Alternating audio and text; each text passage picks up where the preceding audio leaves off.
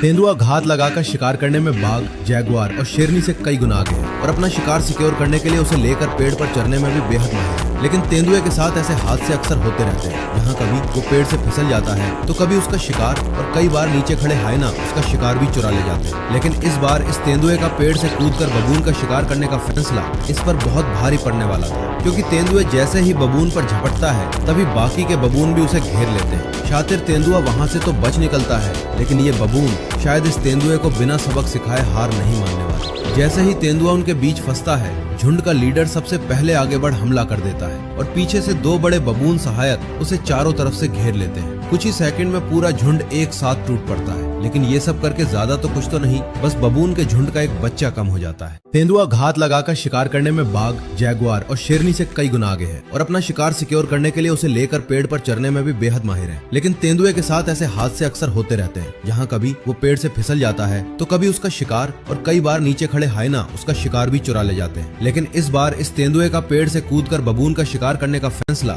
इस पर बहुत भारी पड़ने वाला था, क्योंकि तेंदुए जैसे ही बबून पर झपटता है तभी बाकी के बबून भी उसे घेर लेते हैं। शातिर तेंदुआ वहाँ से तो बच निकलता है, लेकिन ये बबून शायद इस तेंदुए को बिना सबक सिखाए हार नहीं मानने वाले। जैसे ही तेंदुआ उनके बीच फंसता है, झुंड का लीडर सबसे पहले आगे बढ़ हमला कर देता है और पीछे से दो बड़े बबून सहायक उसे चारों तरफ से घेर लेते हैं। कुछ ही सेकंड में पूरा झुंड एक साथ टूट पड़ता है, लेकिन ये सब करके ज्यादा तो कुछ तो नहीं, बस बबून के झुंड का एक बच्चा कम हो जाता है।